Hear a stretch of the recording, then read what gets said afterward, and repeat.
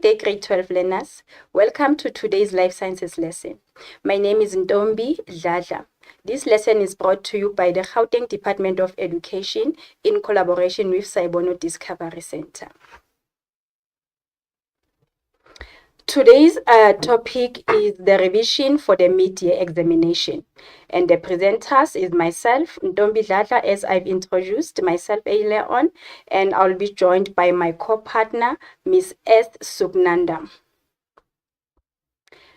Let us look into the topics which will be covered in our mid-year examination, together with the weightings for the percentages as well as the marks for each topic.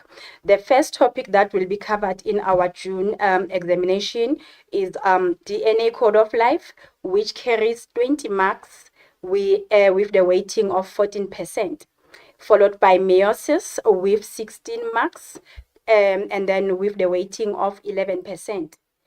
And we'll be also having reproduction invertebrates with 6 marks and weight 4%.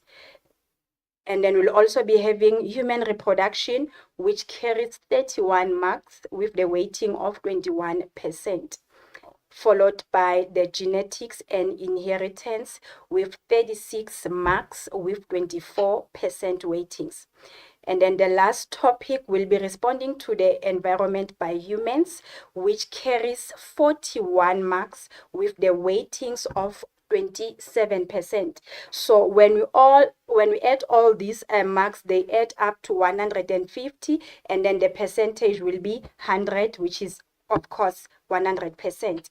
Now let us look into the resources that we usually use when we prepare ourselves for examinations as well as the controlled test. We all have the study guide from the DBE. We must also use our SIP material. We are also recommending that you use the past papers together with the trial exam papers. You must also use or refer to your examination, the exam guideline, the latest version, the 2021 version, as well as the textbooks, and preferably the Mind the Gap is also of assistance. And then you must also refer again to the notes as well as the activities which are provided by your teachers. Never forget our link, the Pocket School, whereby you are going to get all the recorded lessons. Now, as much as I've highlighted all the topics that will be covered in our half-yearly examination, but today's focus will only be on the advanced concepts. Let us quickly look into them. Now, as I've highlighted earlier on, that DNA code of life carries 20 marks. Now, let us look into the important points to remember. The first point under the DNA, you must know the brief history of the discovery of the DNA molecule by Watson and Crick, as well as Franklin and Wilkins. You must also be able to differentiate the structural differences between DNA as well as RNA. You must be in position to differentiate again between DNA, mRNA, tRNA. Remember that those are very, very important points to remember. You should also be in position to differentiate between DNA replication as well as protein synthesis. That when we talk of DNA replication, we are simply talking about the process whereby DNA makes an exact copy of itself, whereas when we talk of protein synthesis, we are simply referring to the process whereby a required protein is produced. And then you must also be able to distinguish between transcription as well as translation. That transcription takes place inside the nucleus and translation takes place in the cytoplasm, basically in the ribosome. And these processes should be known by heart. And then you must also be in position to know the DNA profiling and its importances, as well as all the questions which are based on the DNA profiling. You must also be in position to do the paternity testing involving both parents and a child. Lastly, you must know the uses and the interpretation of DNA profiling. Now let us look into the process of protein synthesis.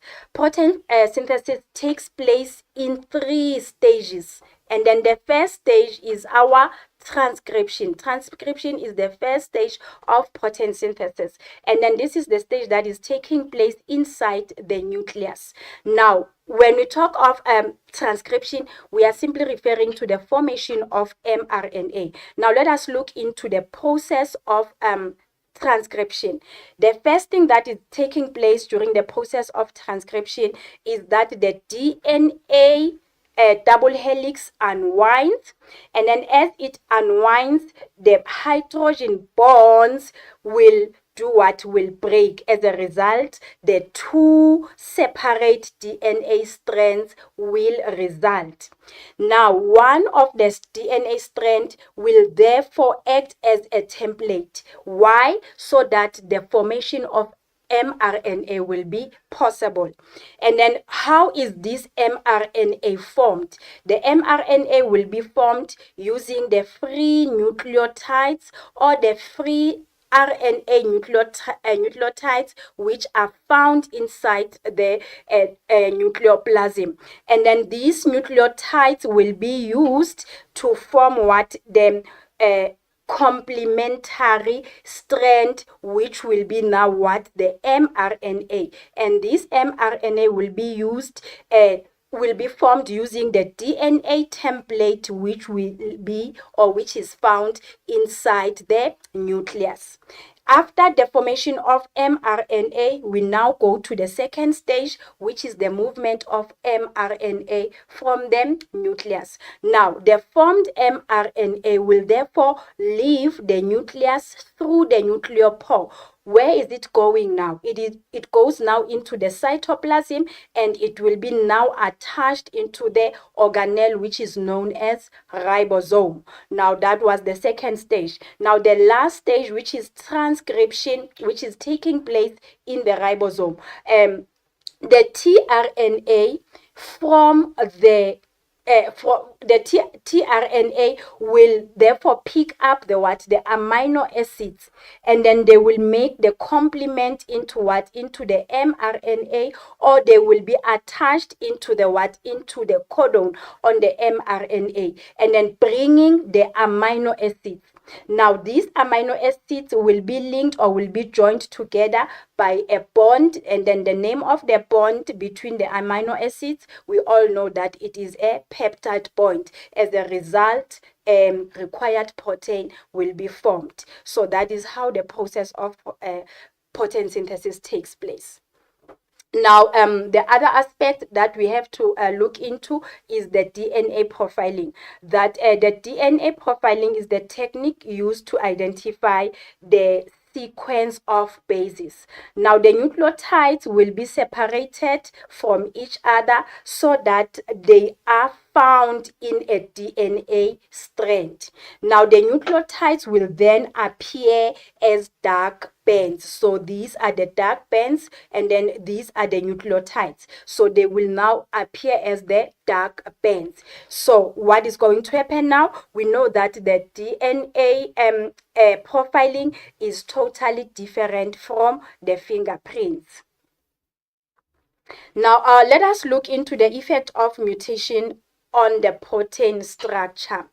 Now, when we look into this given case scenario, we are given a table which has 2 columns. The first column has the mRNA codons, and then these mRNA codons correspond with the amino acid on the other column. Now, a section of mRNA has the following bases, which is written as follow from the right hand side, from the left hand side to the right hand side. We are having the GAU, CUC, GAC, AGC, AUG, as well as ACC. So these are the codons from what? From mRNA.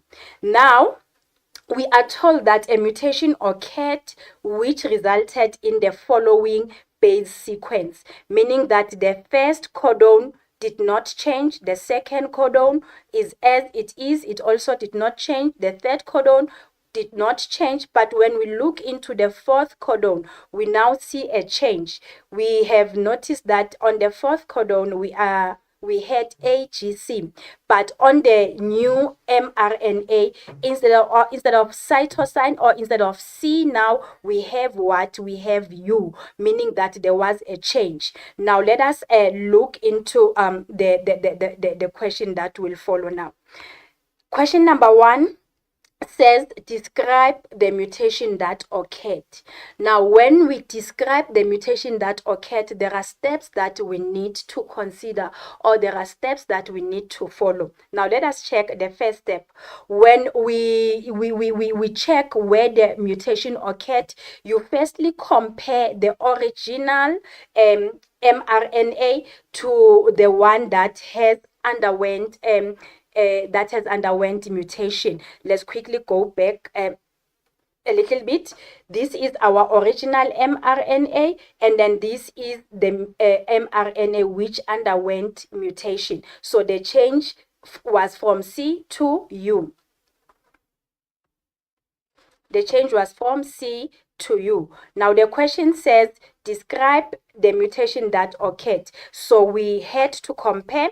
Then the first question says identify the second stage says identify the affected codon or the affected nucleotide. So we have already identified that C changed into what? Into U. And then you need to describe which nucleotide has changed or which nucleotide was replaced or deleted.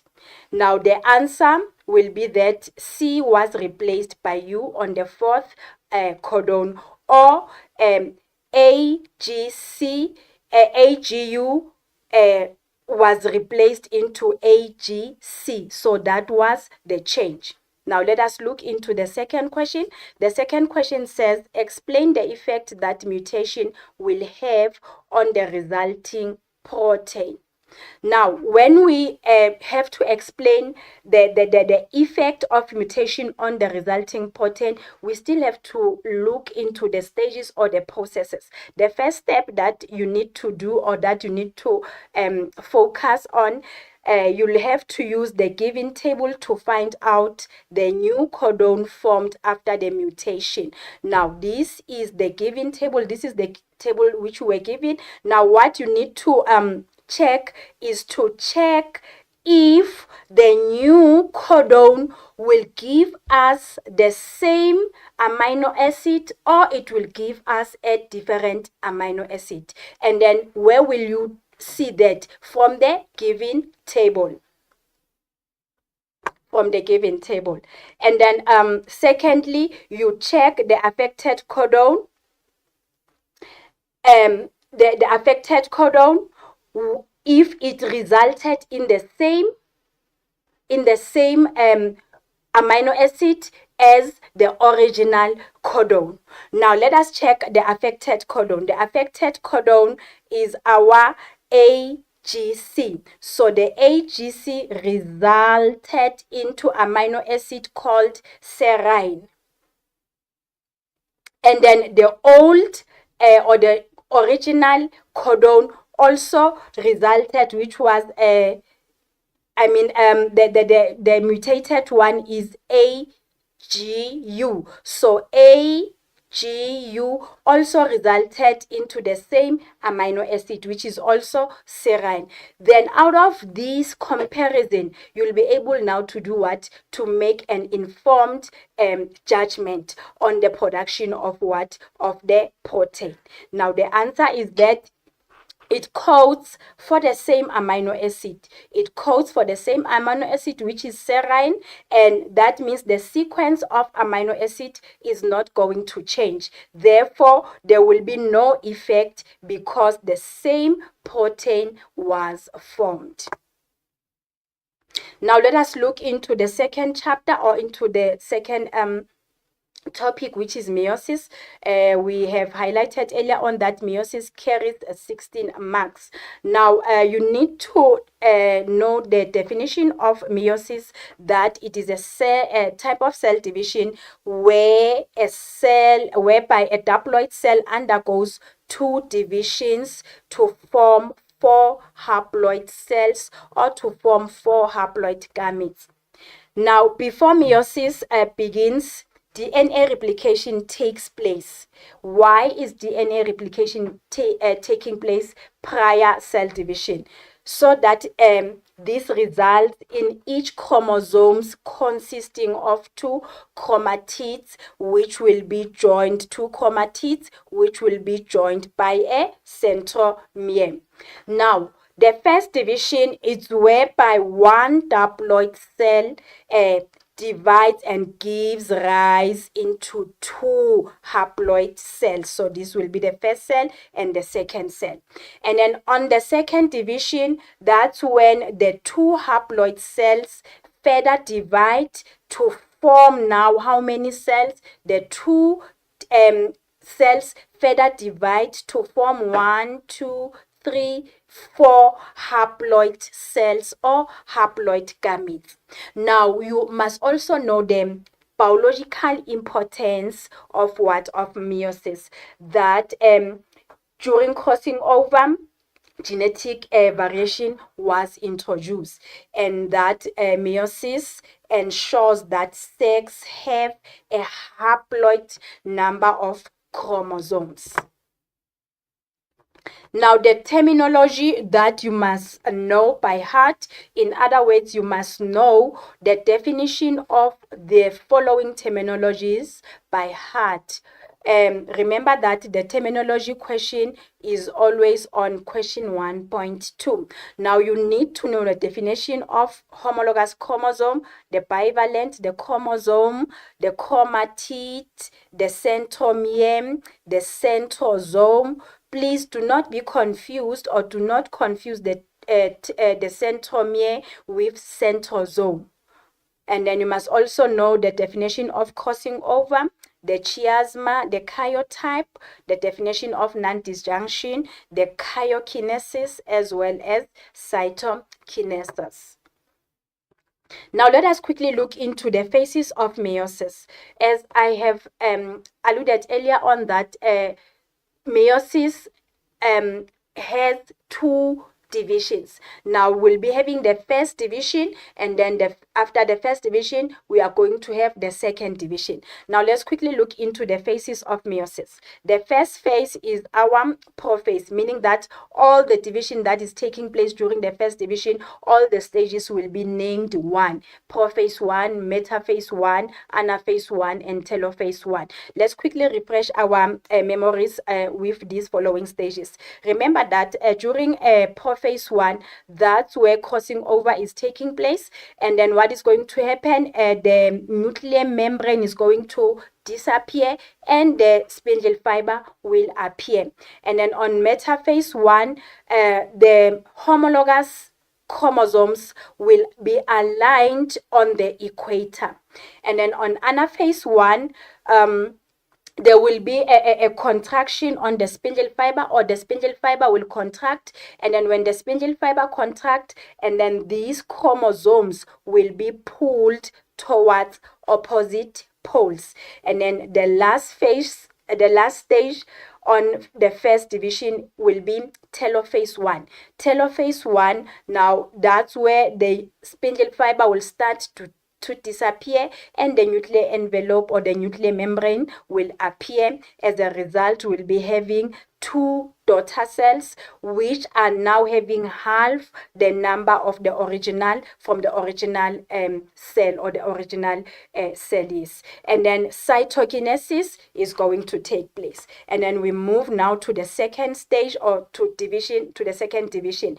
And then second division continues from where first division ended, meaning that we are going to have since we resulted with 2 cells, so each cell will there will be prophase 2. So in each cell, the spindle fiber will appear, and the nuclear membrane will start to do what? To disappear.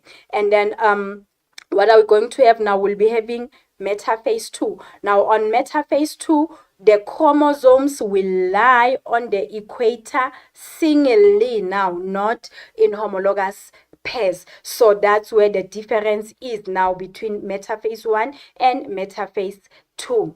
So, and then the third stage will be anaphase 2. Now, what is happening during anaphase 2? The spindle fiber will contract and then it will start to split the centromere. And then what is going to happen? The daughter cells will move now to the opposite poles. So the daughter cells again on the other cell will also move to the opposite pole. And then that will lead us to the last stage, which is telophase 2. And then in telophase 2, the spindle fiber will definitely start to disappear, and the nuclear membrane will start to appear in each cell with now half the number of chromosomes. And then what is going to take place? The cytokinesis will also take place. At the end of the process of meiosis, we'll be having 1, 2, 3, 4 daughter cells which are not identical to each other, and they are also haploid.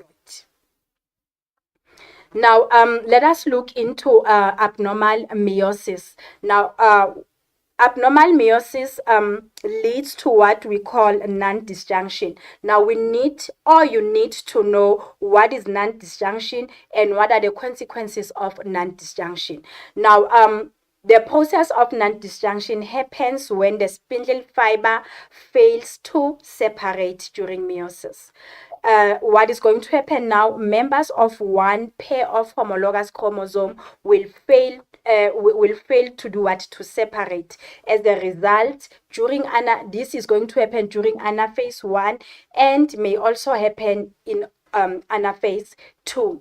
Now, what is happening now is that if there is non-disjunction of chromosome pair 21 in humans, that will lead to the formation of an abnormal gamete with an extra copy of chromosome on the 21st pair. Now, for Down syndrome, you must only focus on the extra copy on the chromosome 21, not less or less chromosome.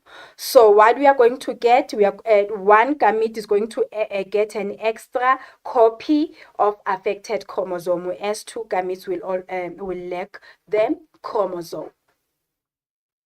Now, that was it about meiosis. Now let us look into human reproduction. Human reproduction carries 41 marks. As you start to prepare for your examination, that means you must pay more attention on this topic because it has more marks. Now, under human reproduction, you are going to look first into the female reproductive system, whereby you'll be looking into the diagram of the female reproductive system with labels, functions, as well as the parts. You must also be able to draw and fully label the structure or the diagram of the ovum.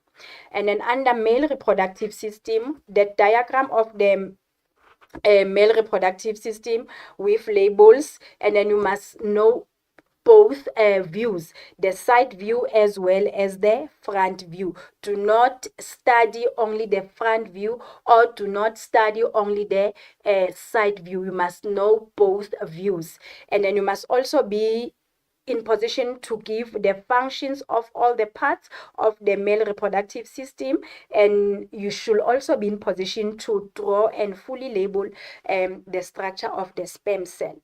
And then under puberty, you must know the definition of puberty. That is the period where physical changes occur in the bodies of males and females in order for males and females to be capable of sexual reproduction. That is the definition of puberty. And then you must know the hormone that is responsible for puberty in males, which is testosterone, and the hormone that is responsible for puberty in females, which is estrogen. Now, let us look into Again, as we continue with the human reproduction, you must know the following cycles: the menstrual cycle. You must know all the events that are taking place inside the ovary. That means you must know the ovarian cycle. You must also know the uterine cycle, meaning that you must know all the events that are taking place in the uterus. You must also know the menstrual cycle, which is approximately taking place in 28 days. You must also be in position to know the hormonal control of the menstrual cycle. You must know all the four hormones, the roles of the four hormones, which are FSH, follicle stimulating hormone, the luteinizing hormone, which is LH, the estrogen, as well as progesterone in the menstrual cycle. You must also know the development of the fetus. That is very, very, very important. You must know all the developmental stages of the embryo immediately after fertilization, or after the fertilization, until the fetus is formed. You must also know the development of the fetus for 39 to 40 weeks. That is also important, grade 11s. You must also be in a position to know the diagram of the fetus inside the uterus. Now let us look into the menstrual cycle. Here we are given the graphs which showing the menstrual cycle, the ovarian cycle, the uterine cycle. So let us quickly unpack this graph, or this menstrual cycle graph.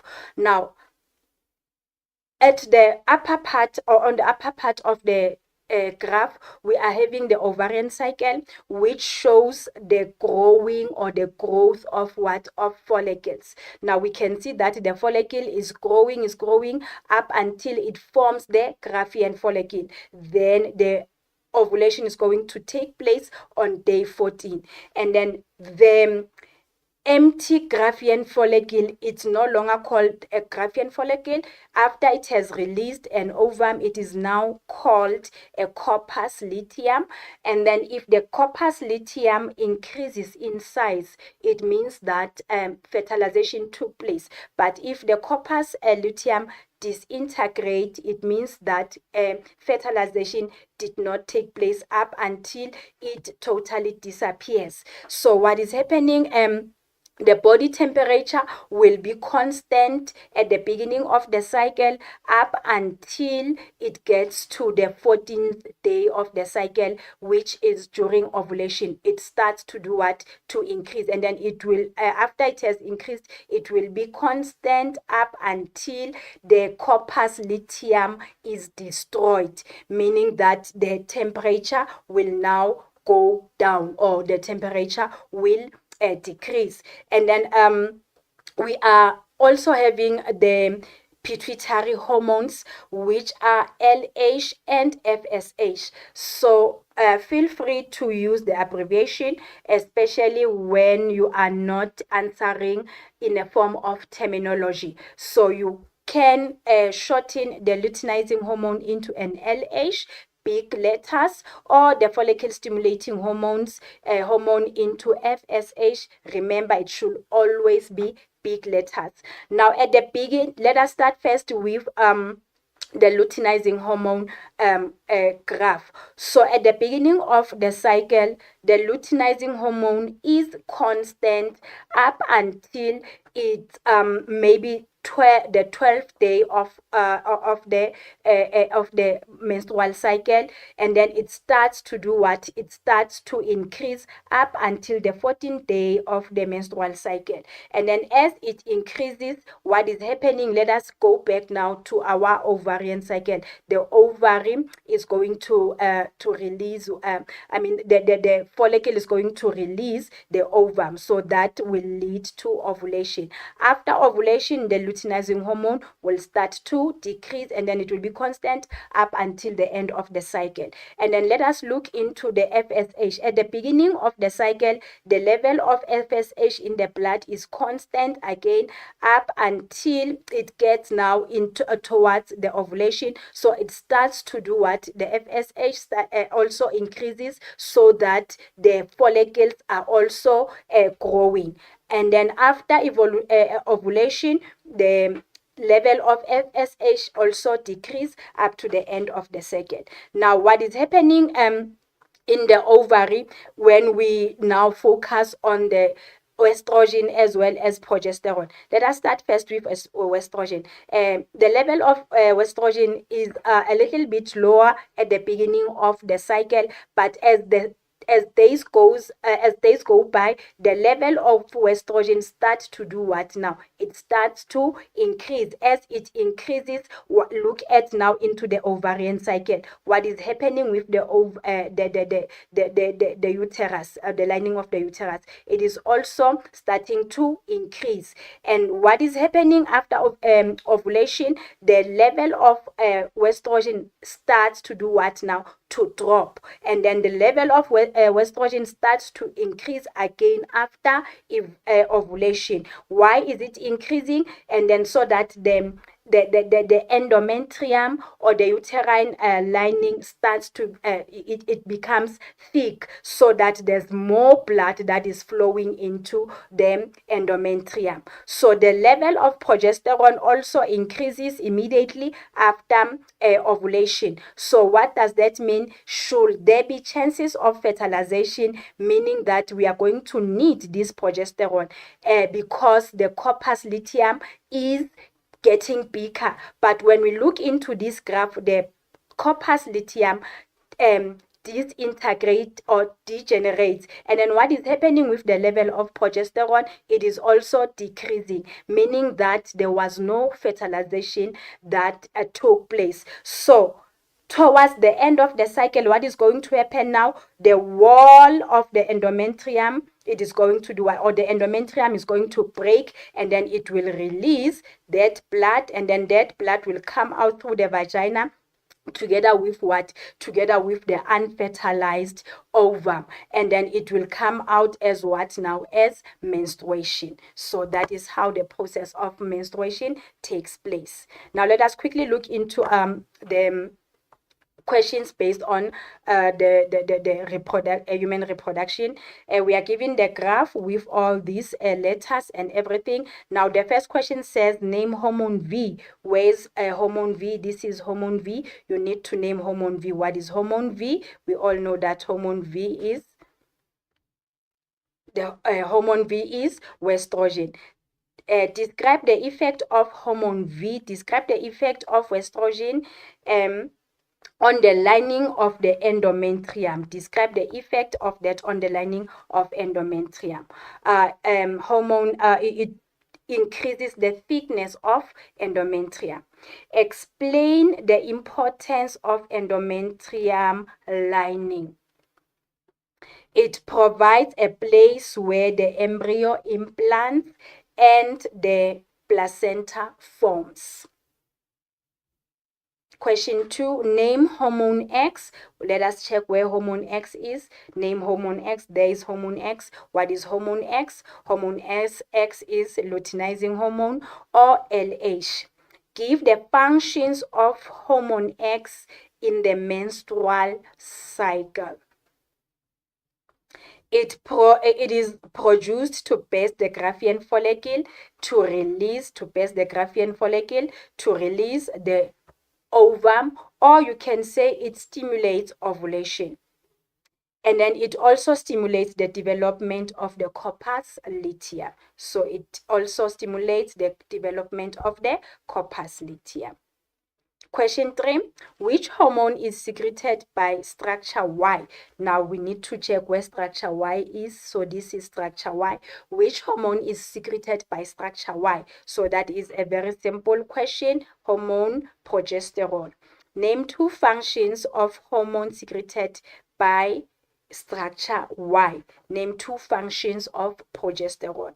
It prepares endometrium for implantation, or it thickens endometrium. It maintains endometrium, or it maintains a uterine wall thickness of for the thickness of for pregnancy. It also inhibits secretion of FSH and formation of new Graafian follicle. In other words, it prevents ovulation. Question 4, still based on the diagram provided there. Name hormone Z. So where is hormone Z? Here is hormone Z. Name hormone Z. Hormone Z is FSH. Name 1 function of hormone Z. What is the function of FSH? We know that it stimulates the growth of the growth or the development of follicles. What will happen to the levels of hormone Z? What will happen to the levels of FSH in the bloodstream if the level of hormone secreted by Y is high? If the hormone secreted by Y is high. So what is going to happen? The level of FSH will decrease. Now, the last part on human reproduction is the development of, second last part is the development of the zygote.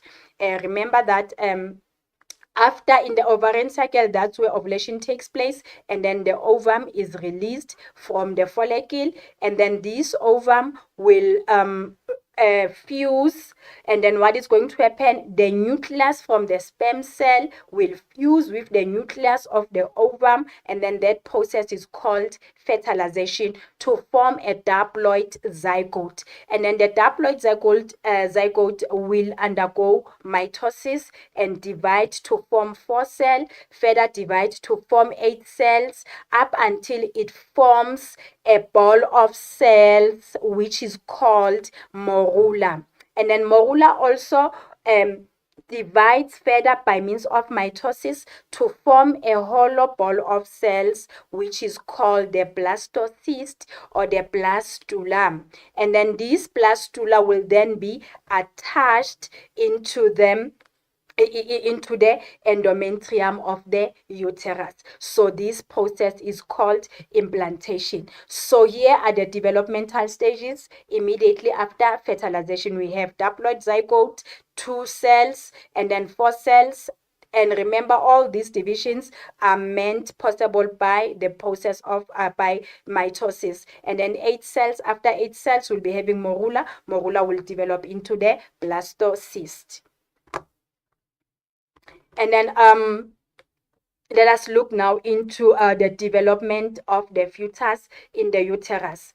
After the implantation, the embryo forms extra embryonic membranes, namely the amnion as well as the chorion. And then inside the amnion, there's a fluid which is called amniotic fluid. Now, the chorion is the outermost covering which forms the finger-like projections, which are also attached into the endometrium, which are called the chorionic villi. So these are the chorionic villi, which are into the endometrium. And then the chorionic villi develops to form, of course, the chorion. And then this becomes larger and more vascular, and then it becomes larger and more vascular, and then furthermore it changes, and then it goes, it goes further, changes to form what we call the placenta. So all of this is our placenta. And then there's also the umbilical cord. Here is the umbilical cord, and remember that the umbilical cord splits into umbilical artery as well as umbilical vein. So this is basically the structure of the fetus in the uterus. Now let us quickly look into the questions. The first question is taken from the Eastern Cape Prelim Paper 1 2022. Describe the structures that develop after implantation to ensure protection and nutrition of the developing embryo. So the answer for 8 marks, embryo develops an outer membrane which is called chorion and the inner which is called amnion. The amnion forms a cavity which encloses the amniotic fluid. The chorionic villi that develops from the chorion together with the endometrium forms the placenta.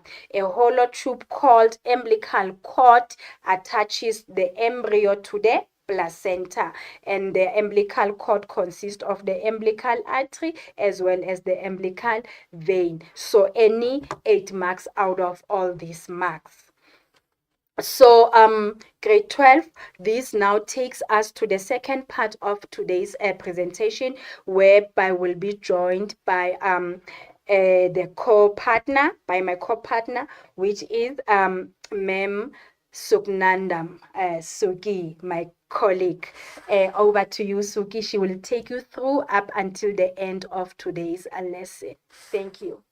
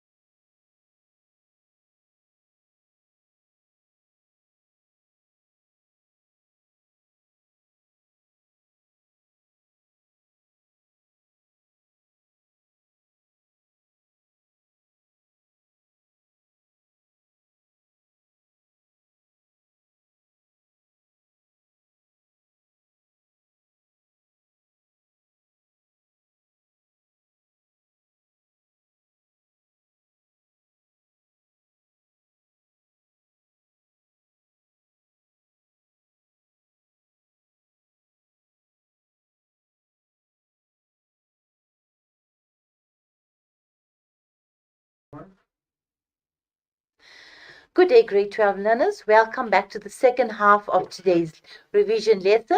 We're going to be dealing with genetics and responding to the environment. Let's now look at genetics. First of all, for your paper in June, genetics is going to be 36 marks. And the focus area for genetics is the concepts of inheritance, where you need to know simple terms like genotypes, phenotypes, homozygous, heterozygous, genes, and alleles. Right. Then you go to the monohybrid cross, which means the inheritance of one genetic trait. Okay. And it involves one genetic trait, which means two alleles. The next one we're going to look at is sex-linked characteristics. Remember, sex-linked characteristics involve two disorders, and that is the hemophilia and your color blindness. We're going to go into more depth as we proceed.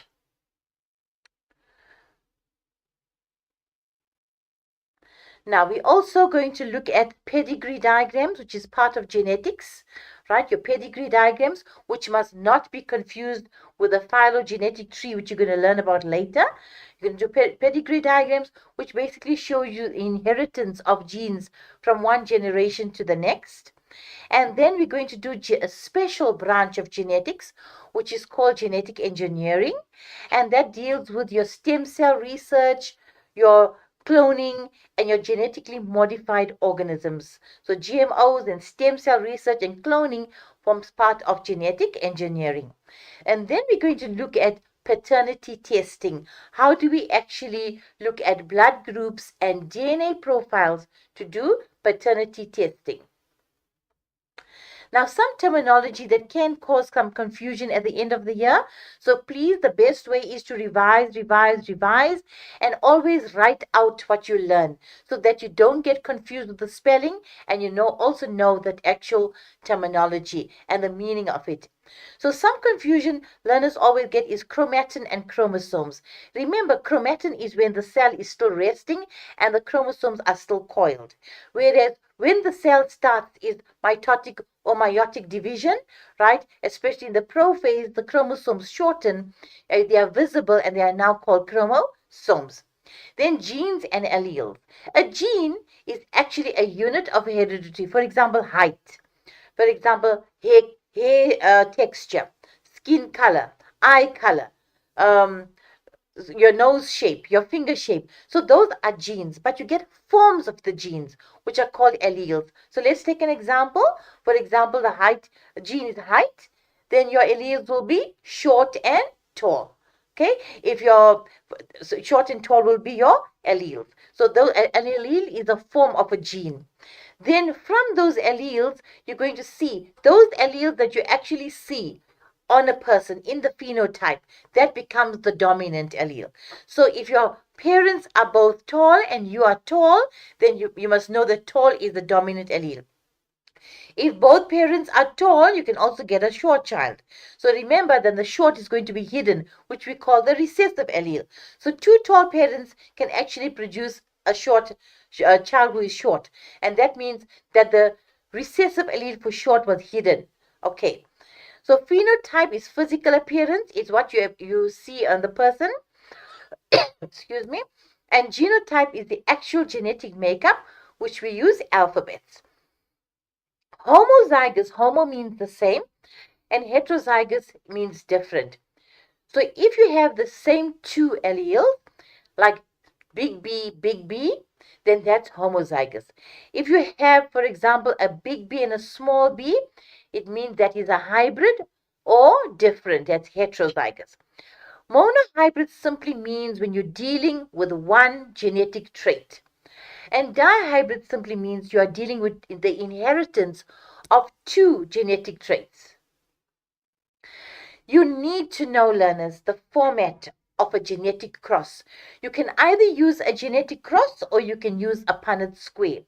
But you need to know the formatting. Nothing can be mixed up. If you mix things up, you're not going to be awarded marks. You're going to lose marks that you could have got and passed. So please make sure that your layout of the genetic cross is correct. You first start off with the parents, which you represent as P1. Then you must describe them, which means you must write down phenotype. Then you describe them. So P1 phenotype, example, tall man cross marries a short woman. So you use words, that's the phenotype. Now you must represent the phenotype by using a genotype. Genotype means the genetic makeup. Then you got to use your alleles, maybe a big T and a small t. So you do that. If it's a big T, it's homozygous dominant. If small r, small t, it's homozygous recessive. Right. Once you got your genotype, the next thing is that those parents must undergo what? They must undergo meiosis. And what must happen after meiosis? Gametes can be produced. So do not put the gametes before the meiosis. It's wrong. You cannot have meiosis, gametes, and then the meiosis is happening. So you must have meiosis and then you form your gametes. Remember, after meiosis, you're going to get one allele goes into each gamete. So one allele, like big B is the genotype. Now, after meiosis occurs, you're going to have inside your sex cells, each gamete will receive one allele. This is also called the law of segregation, which you need to know about. The laws in genetics. Law of segregation, where each gamete receives one factor or one allele of a gene. Here you can see it. And these are what? Gametes. Okay? Now, after you have formed your gametes, these gametes need to fertilize each other. Am I right? They need to fertilize. The gametes from the mother and the gametes from the father. So what you can do is you can put them in a Punnett square, which is much easier, where you have your 3 rows and your 3 columns, and on your top left hand corner you write gametes, and then you're going to put your gametes into each block like that. Okay, so the Punnett square is better, where you just cross over like that to show you what? Random fertilization. So this is showing you fertilization. So when you're showing the cross, you must write down that word fertilization. So this meiosis and fertilization is awarded 1 mark in the exam at the end of the year and for your June exam. After you've drawn up your fertilization to make up the possible zygotes, the possible genotypes of the zygotes, that is the genotype there. You must write down. It's what will the genotypes be? Big B, or big B, small b. Those are the genotypes. Then you must describe the genotypes. So if you know that big B means black fur and small b means white fur, and if something is big B, it means it is homozygous black fur.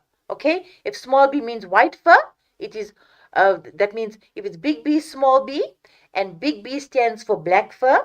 So big B, small b means you're seeing the phenotype, it's black fur, but the small b, which means white fur, is recessive. Okay, so you have to describe now what does the genotype mean. Big B means black fur. Small b means white fur. So you use your genotype to describe your phenotype and you get a mark for that. Also, when you are actually writing down the actual zygotes in your Punnett square or your cross over here, remember that is what? That must be in line with your F1. So you get a mark for P1 and F1, and you get a mark for meiosis and fertilization. So as you practice this, make sure your steps are correct, and so that you do not actually lose your marks. So the visible trait is the phenotype, like example, tallness, shortness. The genetic makeup is the genotype, like big T, or big T, small t, or small t. Right. So here you can see in the genotype that big T means your dominant, homozygous dominant. Big T, small t means you're heterozygous, right? It means this person's mother was tall and the other parent was short. And big small t means this person is short, has the contrasting characteristics from tall. The alleles segregate or separate during meiosis to form gametes. As I've told you, that if you have a parent who is big T, and after meiosis takes place, you're going to have your gametes. One allele goes into each gamete. That is called segregation. They separate into separate gametes. That is the law, or Mendel's law of segregation. During fertilization, the individual gets 1 allele from each parent. Remember that. So if you are tall and one of your parents are tall, it means you got that allele from that one parent. He does not give you, or she does not give you, both her alleles. Now we look at the sex-linked disorders. Genes are located on sex chromosomes. Remember, learners, your 23rd pair of chromosomes, which are the gonosomes in a carrier chart, those are gonosomes. Now, in a male, the gonosomes is going to be XY, and in a female, it's going to be XX. Remember that. So, those genes are located on your sex chromosomes. In humans, they're called X-linked characteristics. So, all the alleles found on the X chromosome of the 23rd pair, those alleles are actually sex-linked. So whatever it stands for, it will be a sex-linked characteristic. Okay, they are located on the X chromosome. Remember, females have two X chromosomes. So both the X chromosomes will have alleles. Whereas in a male, his characteristics on the X chromosome on the 23rd pair will only be on his X, nothing on his Y. Okay, so fathers can pass the X-linked alleles. That means the alleles on his X chromosome. Okay, he can only give his allele from his X chromosome, right? Because there's no alleles on the Y chromosome. So fathers who have a sex-linked disorder can give the X chromosome only to their daughter, because they cannot give the Y chromosome to the daughter. Remember, Y chromosomes are found in sons or males. So the father, if he donates, remember you inherit one allele. So the father will give his X chromosome to the daughter, and his Y chromosome will be for the son. Right. Mothers can pass sex-linked alleles to both sons and daughters. Reason? Mothers have two X chromosomes. So she gives one to the daughter, she can give one to the son, because both boys and girls, males and females, have an X chromosome. It's only males are unique that they have a Y chromosome. So for you to be a male, you must inherit the Y chromosome, which comes only from your parent. Learners, remember in meiosis, chromosome numbers are halved. From a somatic cell of 46, after meiosis, it's 23. 22 will be autosomes, and the 1 will be a gonosome. So if it's a female and she's producing an ovum, all her ova are going to be 22 autosomes plus 1 chromosome, which can only be an X. In males, there's going to be 22 autosomes plus an X. That means 22 plus X, that's 50% of the sperm cells, will be 22 autosomes plus X chromosomes, and the other 50% will be 22 plus Y. So it depends now.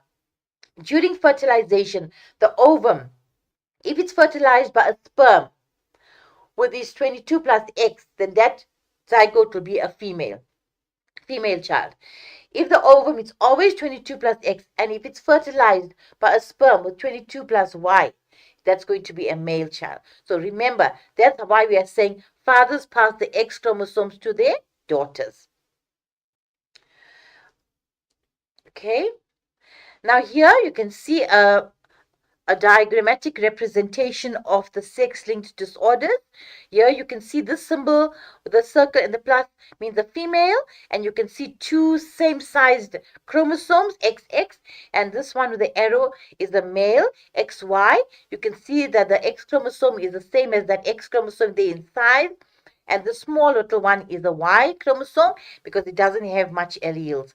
So people who have sex-linked disorders like colorblind are unable to see, for example, red and green or yellow and green. As, for example, some people may stop at the robot, and they stop at the robot when it is green, and they suddenly go when it's red. It means they're probably colorblind. Okay, so now you can see here a father without hemophilia, that's XY, and a mother is a carrier of hemophilia. Here, what she means by the carrier, she can be normal, but she can carry on the X chromosome, the other X chromosome, the hemophilia allele, which is the recessive allele. Right. And you can see here affected children, that if a father is affected, the daughters will always be affected. And if a mother is affected with hemophilia or color blindness, both her children can be affected because she can pass the alleles to her sons or her daughters. Now we go to blood groups. So learners, remember when you say she is blood group A, he is blood group AB, that is the phenotype. So don't get confused for what is the phenotype and what is an allele. Remember now, here is the phenotype, your blood group. So if I say I'm blood group A, then what is my alleles for blood group A?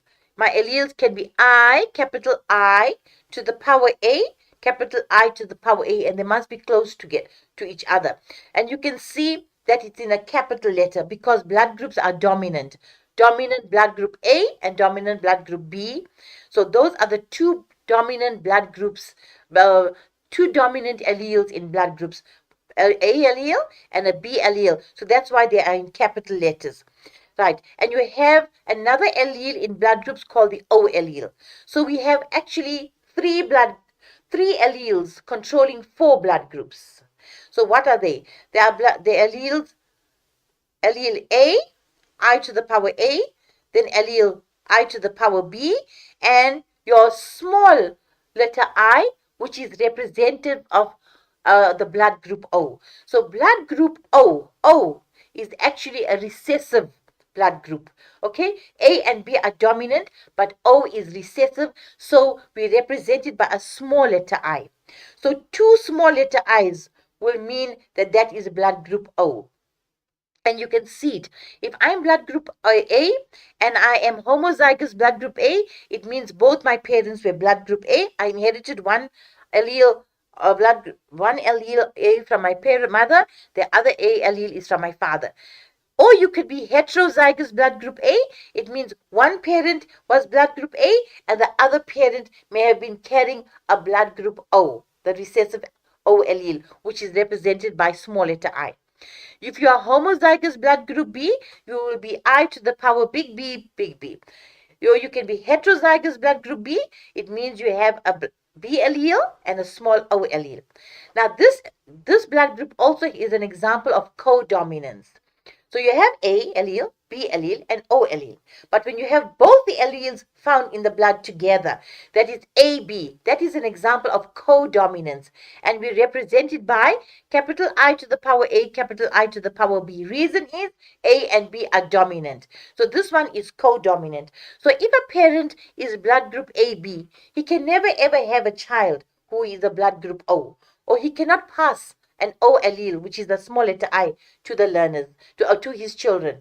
Okay, so if a mother and a father adopt a child, right, or the child is actually switched in the hospital, and their mother and the father know that they are blood group AB, and the other one may be heterozygous blood group A like this, and one is like this, then they can never have a child who is blood group O.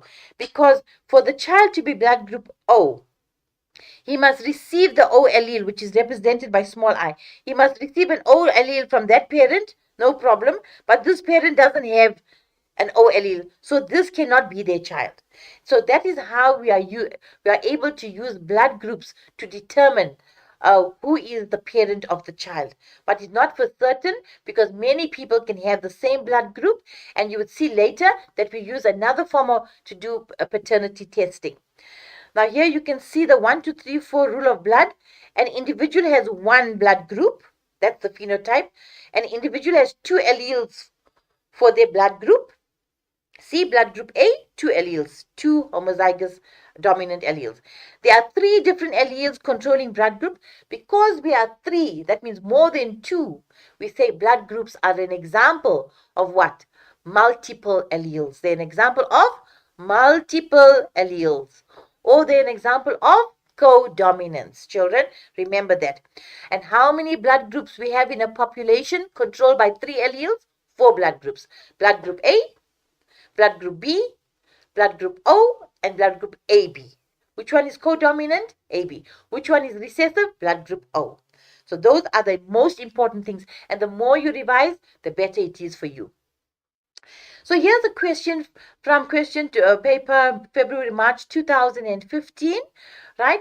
Mr. and Mrs. Fonella are concerned that the baby girl does not resemble either of them, okay? So Mr. and Mrs. Fonella have a baby girl, and the baby girl, when they brought them to her, they can see this one. This baby does not belong to us. So they suspect that the baby they were given at the hospital was not theirs. Probably they were switched in the cribs or in the little cots. Right, Mr. Fonella is blood group type AB.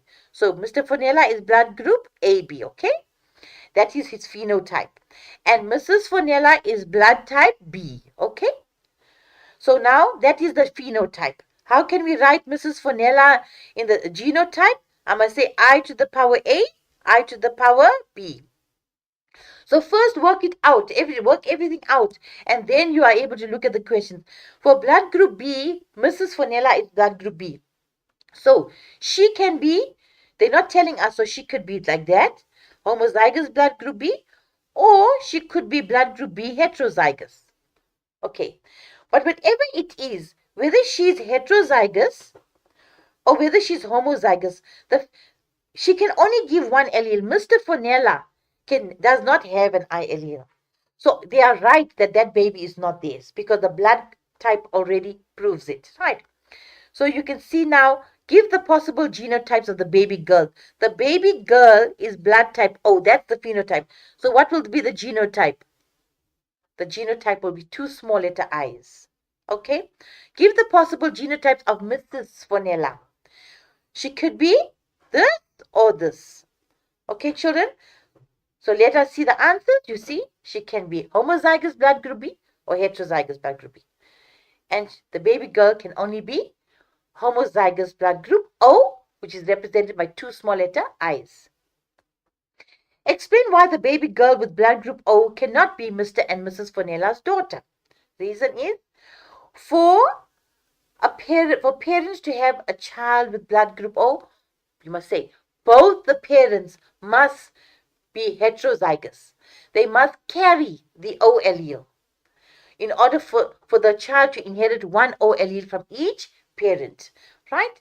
So here you can see the baby inherited one allele for blood type O from each parent, since her genotype is small I. Mrs. Fonella does not have an allele for blood group O, therefore the baby cannot be theirs. Explain why the use of blood type for paternity testing is not conclusive. Why can we say now, we tested the blood, yeah, definitely you are not the parents. Why can we come to say that? That's the end. You are not the parent of the child. Because many people can have, I can be blood group A. Another mother can also be blood group A. So therefore you find many people can have the same blood group. So we can't stop there. So we can use another test like DNA profiling, which is completely unique. So explain why the use of blood type for paternity testing is not conclusive.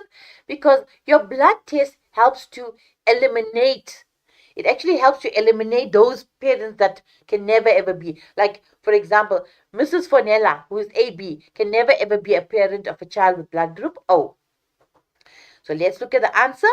Blood type can be used to exclude a man or a parent, but it cannot confirm that the particular man is the father.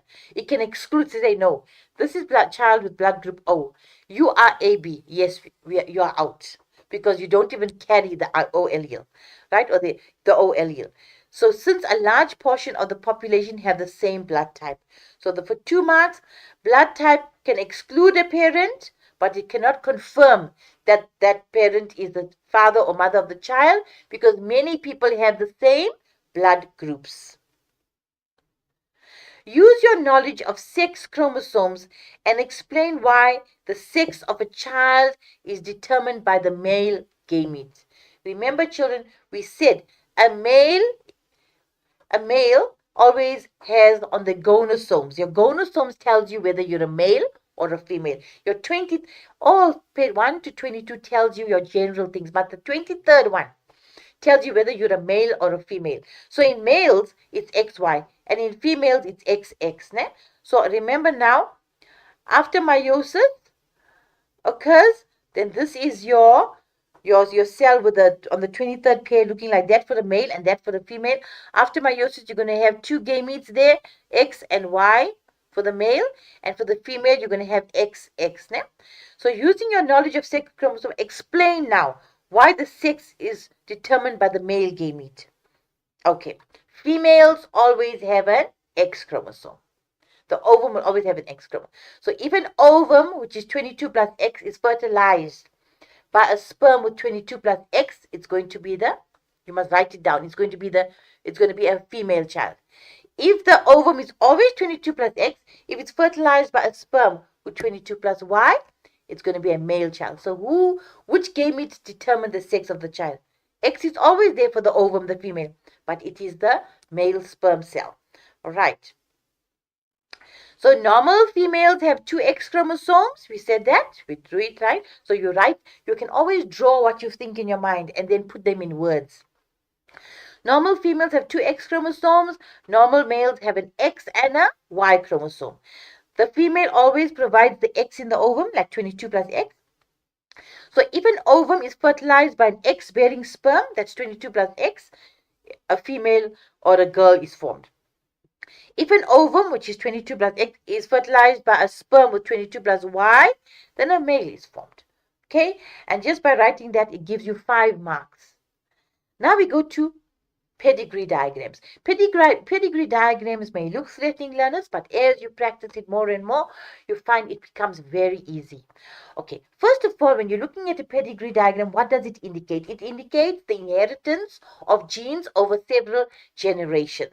Right, just to look at the anatomy of this whole pedigree, when a circle, all circles, whether they're shaded or whether they're clear, they represent females, which could be a mother, a daughter, a grandmother, daughter-in-law. So the squares always represent husbands, father, grandfather, sons.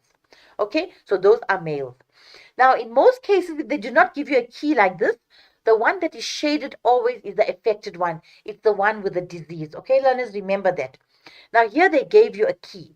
Okay, and they are saying that the shaded ones, whether it's a circle or a square, the shaded ones are representing the affected person. Affected with what? In this case, it's hemophilia. Right, but now just look at the way the lines are drawn. When the first circle and the square is drawn and you have this horizontal line, it means that those two mated. Those are the parents. Then when you get a vertical line going down like a T from the horizontal line there, then that means those parents mated and they gave rise to their children. So let's look at the children now. Coming down is this one here. That's one of the child. That's one of the child, and that's one of the child. This one is not their child, because now here you're having another horizontal line going this way. So this means that this is a female, a girl who married that B. He married the son of this family here. Can you see that? So this means they are married. This vertical line means it's going across like this. It means these are the children or the siblings, and this means that another person married this male. Then these two become your parents because there's a horizontal line between them, and then that vertical line means going like that means that these are the children. So you count now the first horizontal line like that's one generation, then that's 2. So this whole thing in this line, this whole line here, that's 2. Another line, that's 3. So this pedigree diagram is showing you the inheritance of genes over 3 generations. Right? Now you know which are males and females. Let us diagnose this whole diagram. Let us see how many females are shown in this family tree. Because that's a daughter-in-law. Okay? So that's a family now. How many females are shown in this family? 1, 2, 3, 4, 5, 6 females. How many males are shown in this diagram? 1, 2, 3. How many males are normal? Absolutely none. Why? Because hemophilic, you can see now all the clear ones are non-hemophilic, means it's not affected. Non-hemophilic, don't be confused. Non-hemophilic means you are normal. You're not hemophilic. You're normal. You're unaffected. Okay. So how many females are actually non-affected? How many females are non-affected? All 6. How many females are affected with hemophilia? 0%. 0. How many males are affected with hemophilia in this pedigree? 3. 100% are affected here. Can you see? 3 out of 3 are affected. Now we've diagnosed the whole pedigree diagram. Now remember, children, that for every circle, you must write down the genotype. Not one letter, like big B, or big B, small b, or small r. You got to write both of them. And you look at the key. The key of the letters you need to use will always be in your question.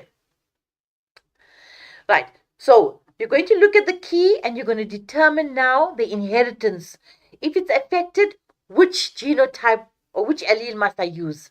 Right? Then you're going to see if two people are not affected, that means they're normal. It's going to be a capital letter. Is it dominant? Do they tell you in the pedigree which one is the dominant trait? Which one is the recessive trait? Is the recessive trait dominant? Is the recessive trait shaded, or is the dominant trait shaded? You have to analyze that whole pedigree diagram, right? So if the parent has a dominant characteristic, write down that that's going to be a capital letter. If it's a recessive letter, then you know maybe that one is the affected one. So it just depends on the question.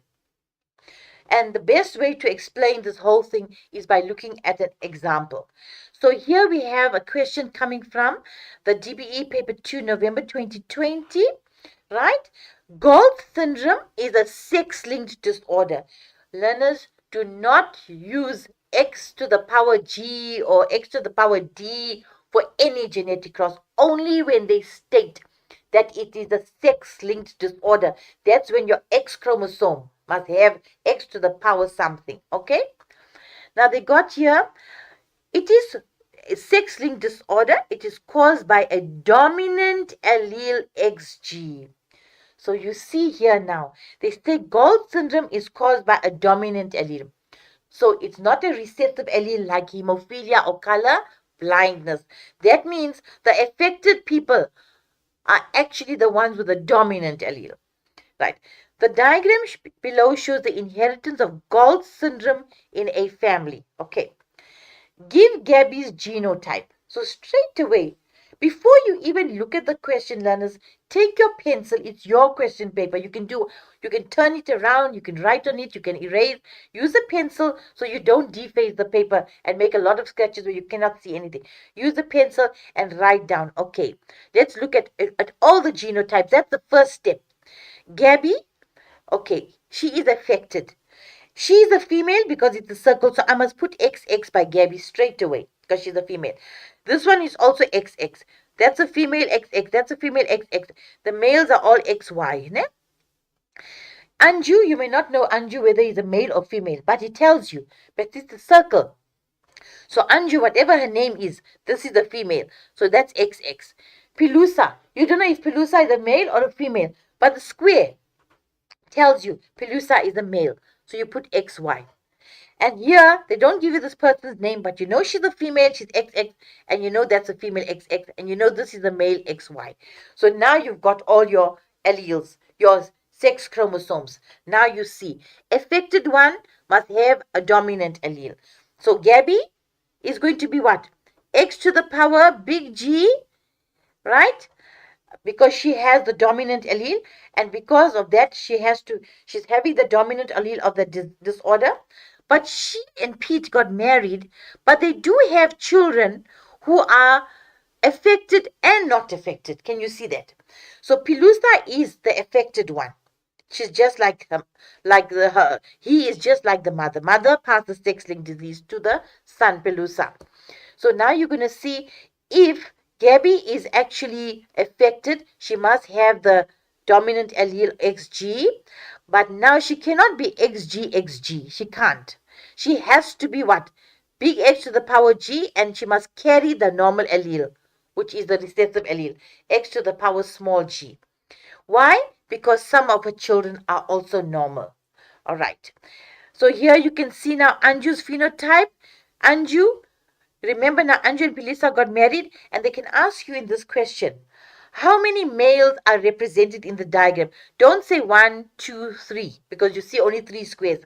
Remember, don't forget these. The squares are not drawn. So it's 1, 2, 3, 4, 5 males are in this pedigree diagram. Count them. They never drew the squares. How many females are there? So you know the females are 1, 2, 3, 4, 5, 6 females. So learners, please don't forget. Don't rush through the questions. Look at it properly. Give Gabby's genotype. She's going to be heterozygous for Gold syndrome because she must carry the normal unaffected allele. because her children are like that. If she was going to be only Gall syndrome, that means that how is she going to pass the one, that means she's going to pass a normal allele to the son, you see? So it has to be big G, a big G, small g. All right, let's look at the questions now. Give Gabby's genotype, and you can see it's capital X to the power big G because she's got Gall syndrome, and capital X to the power small g because she must pass one of those alleles to her daughters. Can you see that? Right, she must pass the normal allele to her daughter because this daughter here is normal. So if she's going to get one normal allele from her father, she must get the normal allele from the mother. Okay, so that's why the mother must have a small X to the power small g. Anju and Pelusa, here they are, have 4 children. Give the phenotypes of their sons. The phenotypes of their sons. Okay, now let's look at the phenotypes of their sons. All the sons here now, Anju and Pelusa. Remember, Anju is unaffected, okay? So she's going to be what? She can either be like this, she's unaffected. I cannot put a capital G there by Anju because that means she's going to be having the disorder because it's dominant. So the fact that she is normal, she must have 2 small letter G's because big X to the power big G means you got Gall syndrome. But X to the power small g means you're normal. And here, it's not shaded, so she's unaffected. She's normal. So she has to be 2 small g's. X to the power 2 small g's. Né? And then Pelusa is going to be XY, but he is affected. So what will Pelusa's genotype be? Pelusa will be, because he's affected, X to the power big G. Can you see that? That is his. Now you're going to work out a genetic cross. That this one and this one is going to give you a daughter who is having Gall syndrome. This one and this one is going to give you a son who's having Gall syndrome. And then you're going to have this and this who's having again a daughter with Gall syndrome, and that you're going to have a son who is absolutely normal. So let's look at it again here. Pelusa is affected. Can you see? Pelusa is affected. Why? Because we can see it's shaded, and affected means he got X to the power G. Here's our genotype. You can write it like that. Anju is unaffected. Can you see? So she's going to be X to the power small g, small g. She's clear. Clear circle, unaffected, normal. Normal is written by a, you must know your alleles, ne? X to the power small g. Right. And then males inherit the Y chromosome from, the males will inherit the Y chromosome from the father. Okay, so the father gives the Y chromosome. There's no affected allele there. And the mother is going to give her X chromosome to the son. So both her sons will be normal. Okay, so males inherit the Y chromosome from Pelisa and the X chromosome from Anju. So in terms of the males of Anju and Pelisa, both her male children, the sons, will be normal because they're getting the normal allele from the mother. Right? And the father is only giving the Y allele. But the daughters are going to be having, one of the daughters are going to be affected because remember, Pelusa, which is the male, he's affected and he's going to give his one X chromosome to the daughter, which is the affected allele. So children, it may look confusing, but as you practice, it will be fine.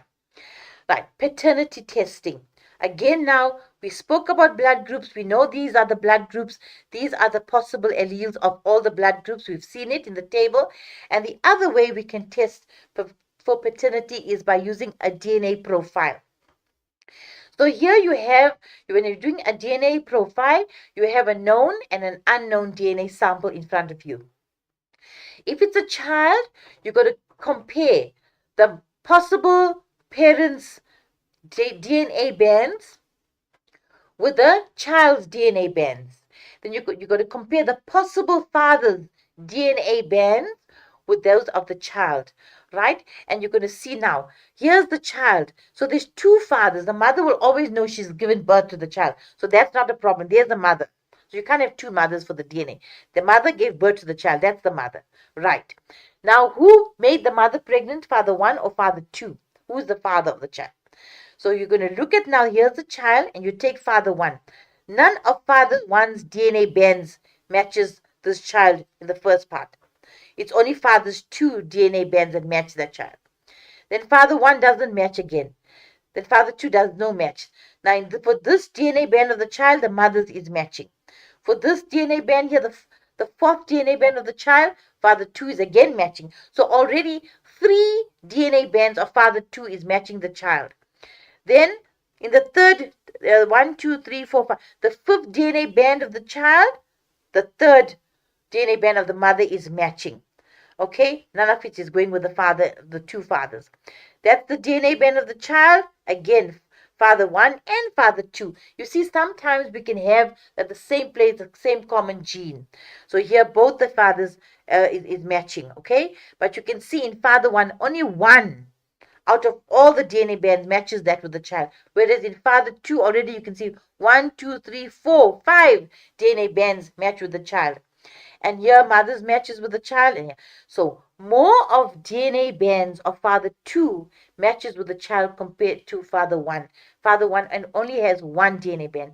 So who is now, which the DNA profile is unique.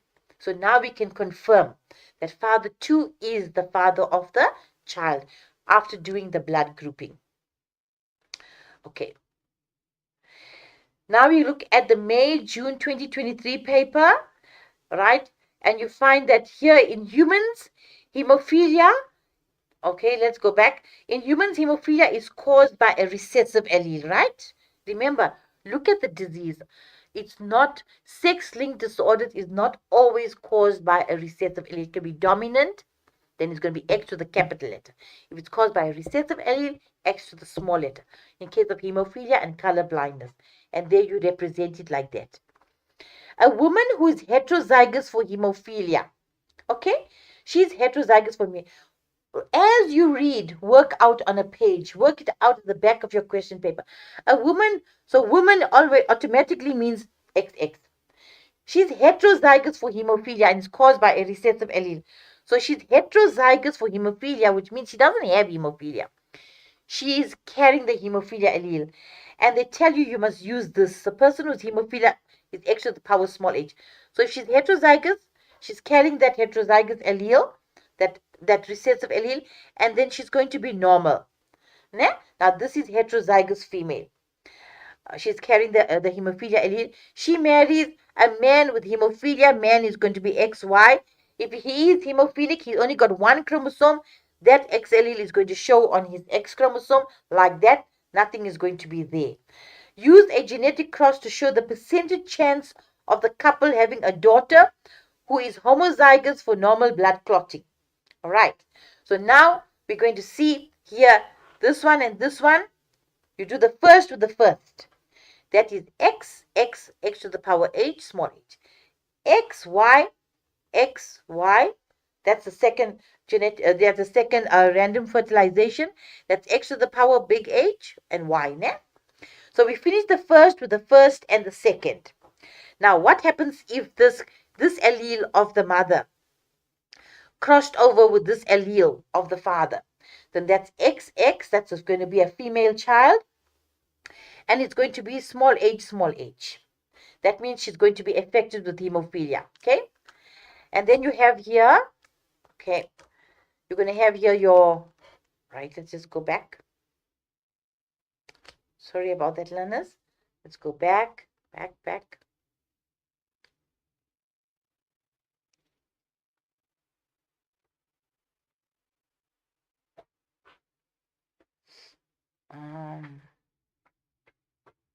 You're going to have your, just,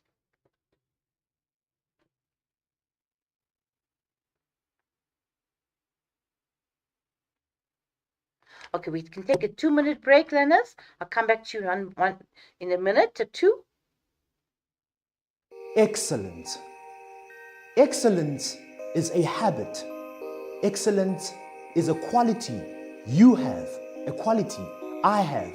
It's a quality we have when we honor what is true to us. Yes, we are gifted differently. uNkulunkulu akasinanga ngokufana. Excellence is striving for your best.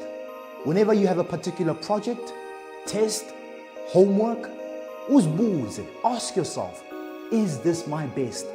Can I put in more effort? Excellence is striving to be in the top 1% of the area in which you are gifted. And so I challenge you, in every single thing that you do, in every single area that you're gifted in, whether it's sports, it's academic, ucula, whatever that gift is, strive for excellence.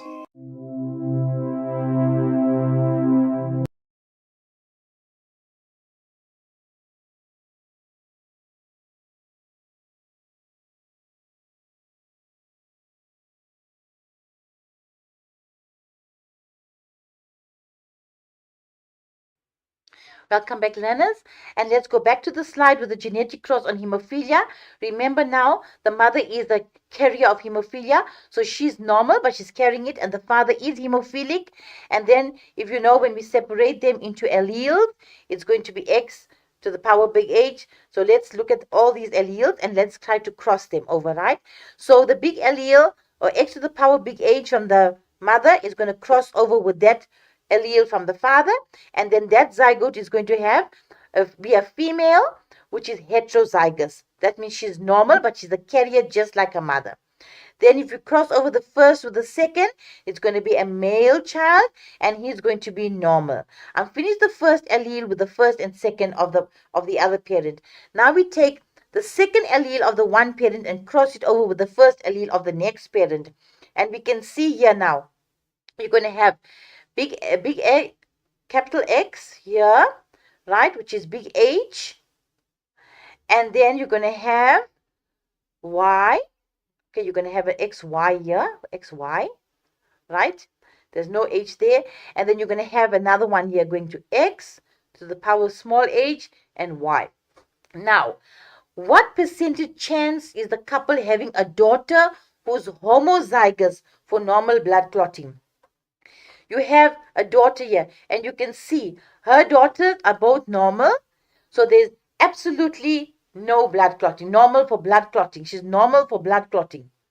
Okay, there's a 0 chance. But okay, let us look at the answer on your left here. Here you're going to have the genotype. Look at the formatting. P1, woman and man without hemophilia. It is heterozygous, man with hemophilia, like that. Then we have meiosis. Then you separate your gametes, okay, as we did there. And you can see now your genetic cross first with the second. And it's giving you a female here.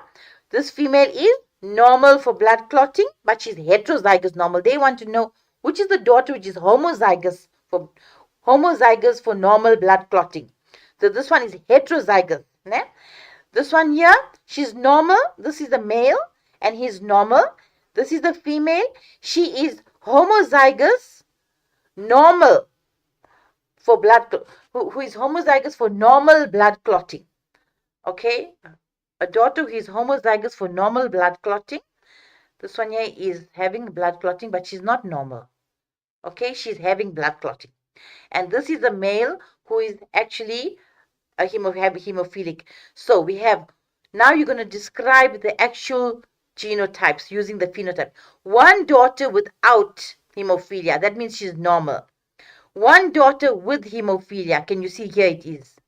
One son, here's it, without hemophilia, and one son with hemophilia. But none of the daughters are actually going to be are normal. Can you see that? None of the daughters are homozygous normal. So it's going to be 0% chance of a daughter who is homozygous normal. Okay, learners. So please practice it more and more. And then we go on to responding to the environment. And this deals with 41 marks where you deal with the neurons and the brain and the spinal cord. Right. Remember, learners, that there are 3 types of neurons: your sensory, your interneuron, and your motor neuron. And then you have the main parts of your brain, which deals with the cerebrum, which is the largest part of the brain, the cerebellum at the back of the brain, the medulla oblongata, which is above your spinal cord, and your hypothalamus, which lies below your corpus callosum, and then you have your corpus callosum itself.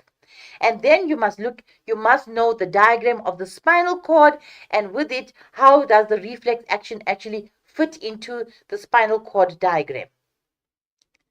So with the human eye, you need to know what's most important is accommodation and a pupillary mechanism, right? Accommodation means the ability to see an object far and near.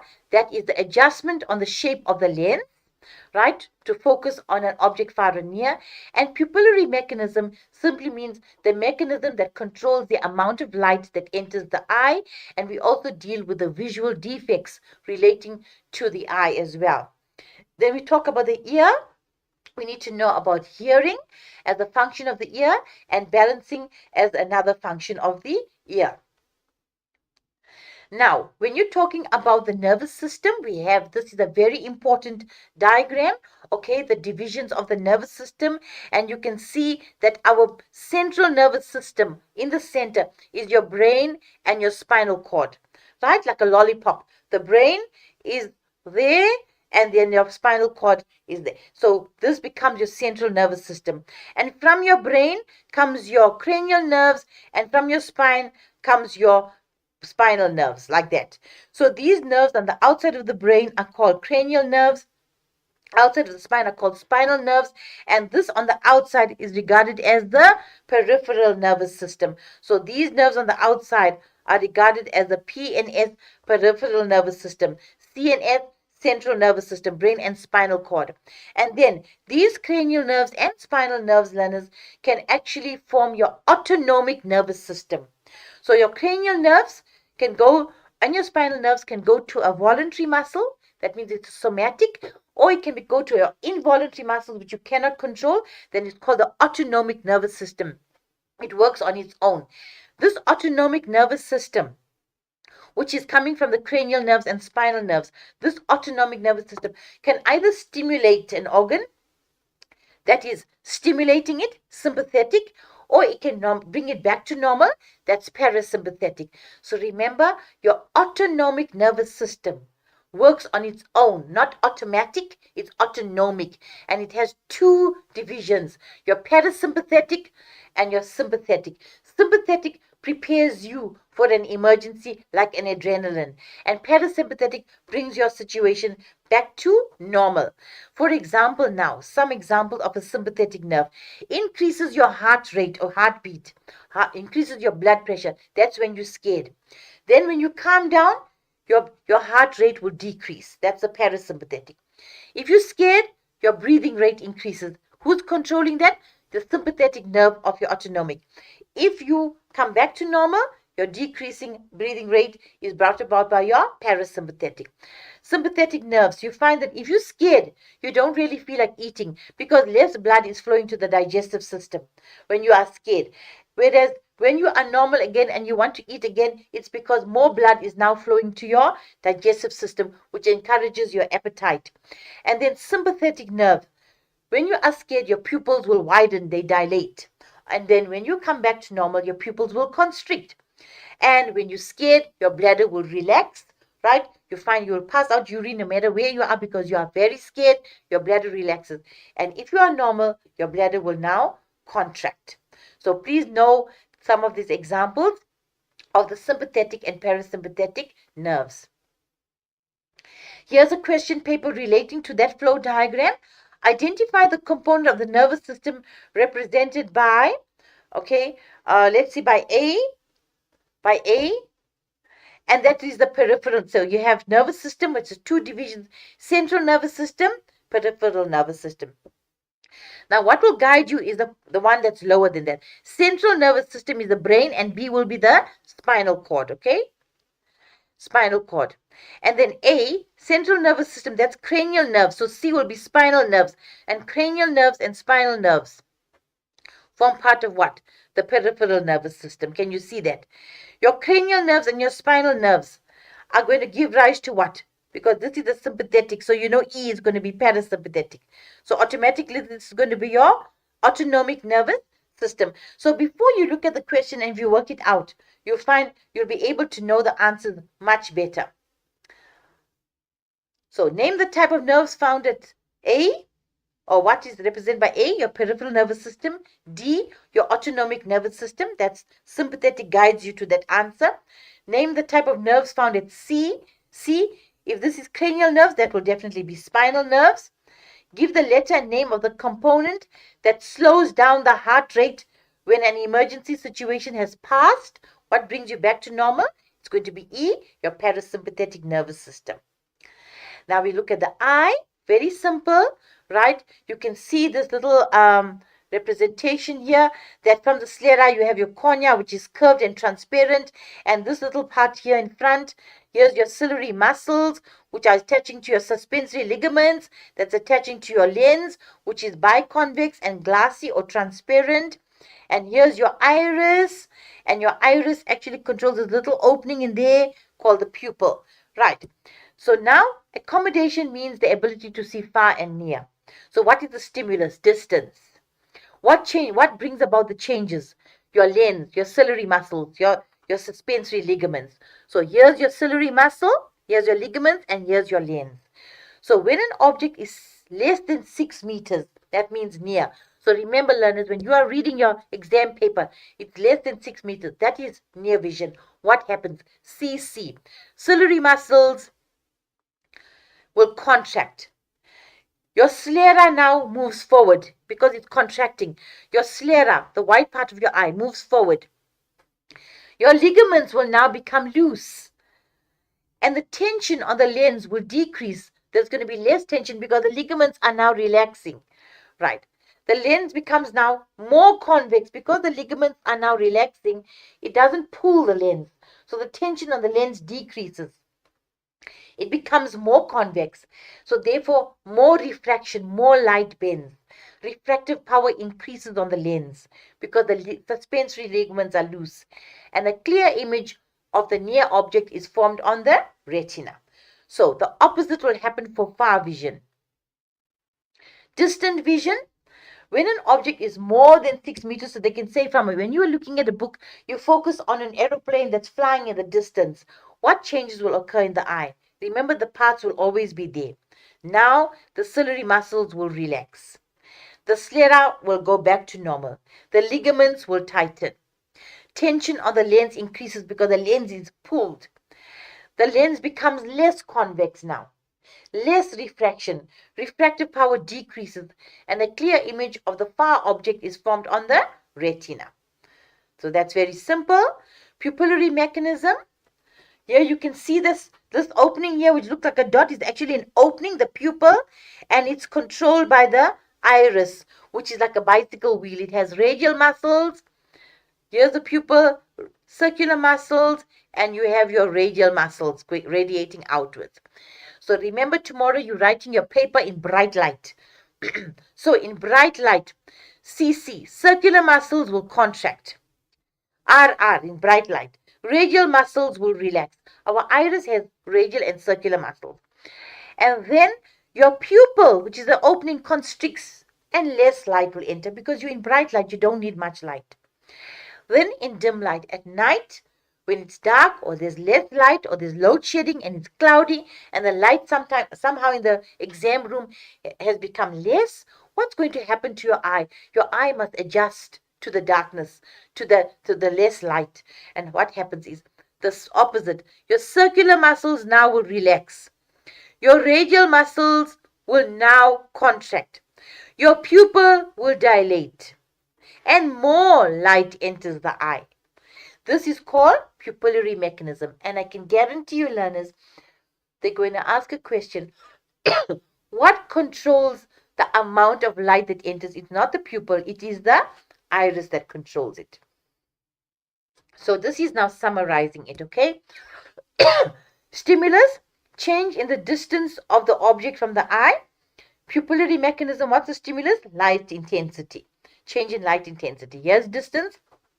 That one's light intensity. For accommodation, the parts involved: lens, suspensory ligaments, ciliary muscle.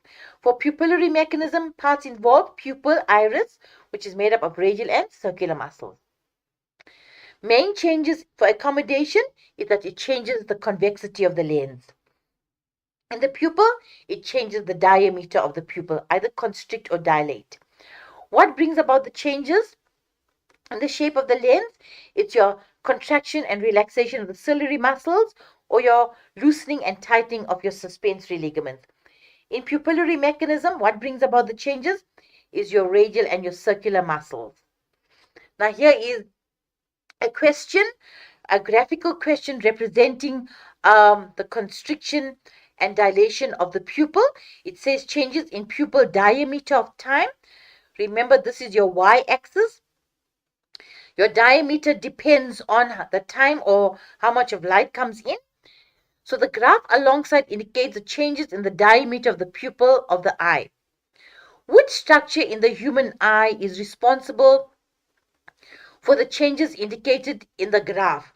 So what causes the change in the pupil? It is your iris or your radial and circular muscles, right? Now let's analyze. During which period of time was the person moving from dim light to bright light? Now in dim light, what happens? The diameter is going to increase. So in which period was he going from dim light? You see now here, his diameter is quite high. Now he's going to bright light. His diameter is going to constrict. So from there, so it's going to be like this. He's moving from dim light, and then because the pupil is constricting, it's getting smaller, it's going to be there, né? So it's going to be here. So during which time period? From 20 to 30 seconds, he moved from dim light to bright light. Why? The diameter of the pupil decreased from 6 to 2. Describe the changes that took place in the eye that led to the diameter change from 30 to 35 seconds. So you need a ruler. 30 to 35 is here. So suddenly, while his pupil was constricting, it started to increase now. That means he's going to move now from bright light again into dim light. And then what changes occur?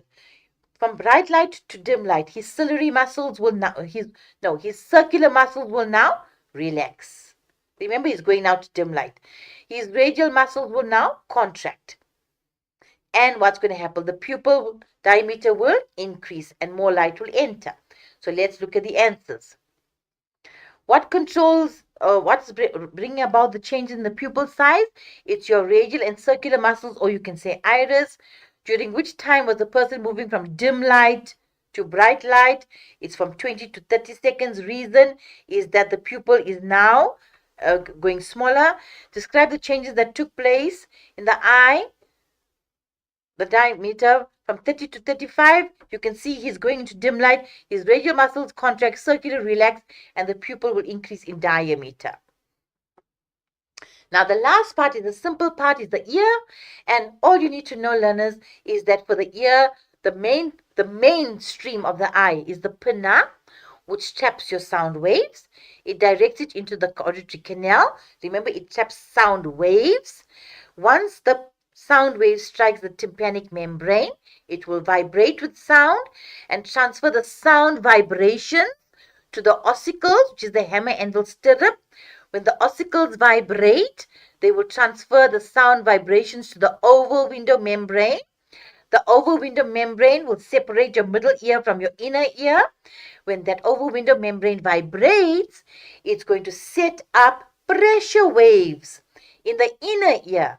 Why? Because in the inner ear we have fluid. So therefore, when the oval window membrane is vibrating, it will set up pressure waves in the inner ear.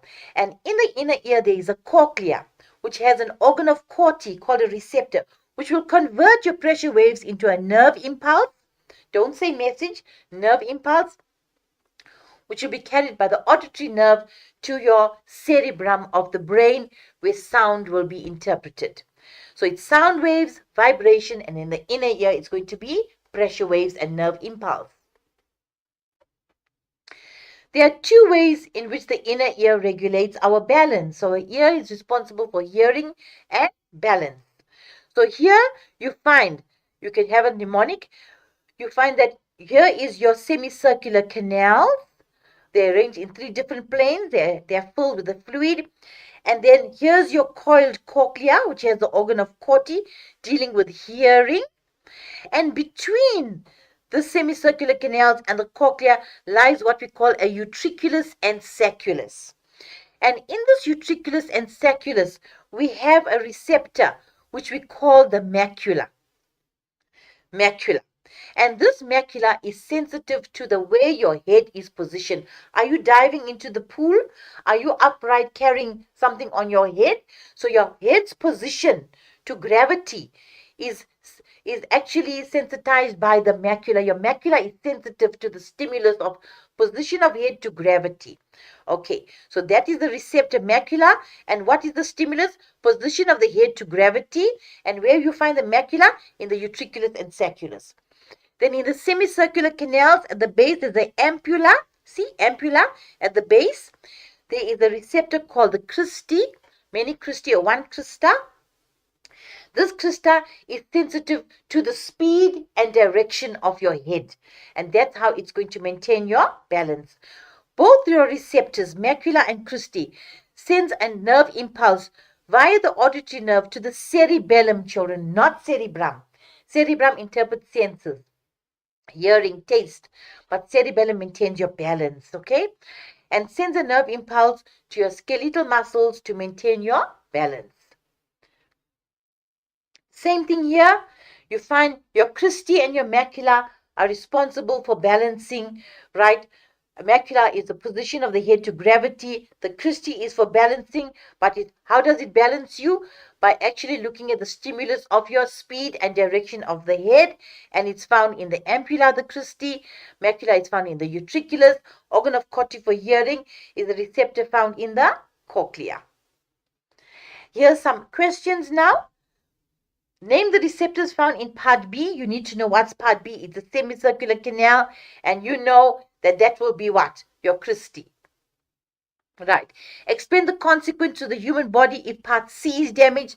What's part C? It's the auditory nerve. Obviously, no nerve impulse will go to the cerebrum, and no sound will be interpreted. So impulses from the cochlea cannot be transmitted to the cerebrum, and therefore no hearing will occur. The next question is part A. That's the oval window. That's the round window. If it becomes hardened, remember it will not be able to absorb pressure waves and sound will not become clear. So the round window acts as the pressure release valve by absorbing pressure so sound can be clear. So if it's hardened, it will not be able to vibrate. It's a membrane. It's an oval window, round window membrane. It will not be able to vibrate. The round window will not be able to absorb sound waves or pressure waves from the cochlea. Okay. Explain why people with middle ear infections are usually advised not to travel by an aeroplane. Remember that the ear also has a eustachian tube, which equalizes pressure on either side of the eardrum. So, if there's mucus that's blocked in the eustachian tube, air will not be able to move in and out, creating an unequal pressure and can put a lot of pressure on one side of the eardrum, and the eardrum can burst or rupture, affecting your hearing. So remember, here also, when the round window is hardened, it won't vibrate, it won't absorb sound waves, and hearing is affected. And then why with middle ear infections, with people who are with middle ear, if you have a middle ear infection, don't travel with an aeroplane. With the height, remember the higher you go, the air pressure increases, because if there's mucus in the middle ear, because you have a middle ear infection, it will block the eustachian tube and it will not be able to equalize pressure on either side of the eardrum. See, resulting in pressure on the either side of the eardrum being unequal, and it can cause the tympanic membrane to burst. Remember, it's called tympanic membrane and not eardrum. We must use the scientific words. And then you have learners with. That brings us to the end of the session. And please learn to take in your exam room a ruler to actually draw your graphs and actually analyze the graphs. Then you need a compass to draw a pie chart. You need a protractor to measure the sectors on a pie chart. You need a calculator, a simple calculator. Please remember, it must have a battery. It must be working, because you cannot borrow any apparatus from other learners. A simple calculator to do calculations like percentages, increase, decreases. You must have 2 pens in case one dries off. Have a black pen or either a blue pen. Okay, and then you must have your pencil to draw diagrams together with a nice eraser to clear up the diagram in case you make an error. And that brings us an end to the lesson. Revision lesson learners, please study well and study often, and the more and more you revise, you will do well. Thank you.